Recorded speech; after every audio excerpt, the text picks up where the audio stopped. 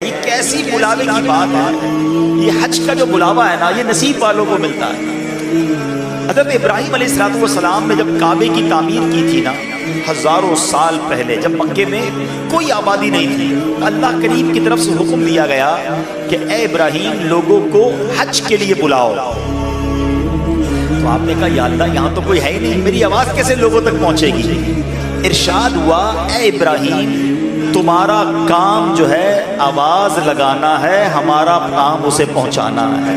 جبل ابو قبیس یہ آج بھی موجود ہے، دنیا کا سب سے پہلا پہاڑ ہے، بڑا مقدس پہاڑ ہے. حضرت ابراہیم اس پہاڑ پر چڑھ گئے اور آپ نے آواز لگائی اے لوگو اللہ کے گھر کے حج کے لیے آؤ. سبحان اللہ، کوئی انٹرنیٹ نہیں تھا، کوئی سیٹلائٹ نہیں تھی، مگر آپ کی آواز دنیا کے کونے کونے میں سنی گئی.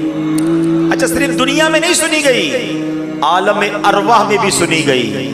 دنیا میں جن لوگوں نے اس آواز کے جواب میں لبیک کہا، جو ماں کے پیٹ میں بچے تھے جن نے لبیک کہا، باپ کی پشت میں جو اولاد تھی انہوں نے لبیک کہا، عالم ارواح میں جو لوگ تھے انہوں نے لبیک کہا. روایتوں میں آتا ہے جس نے اس وقت ایک بار لبیک کہا تھا وہ زندگی میں ایک بار حج کرے گا. جس نے 2 بار اس وقت لبیک کہا تھا وہ 2 بار حج کرے گا. جس کی روح نے اس وقت جتنی بار لبیک کہا تھا وہ اتنی بار حج کرے گا.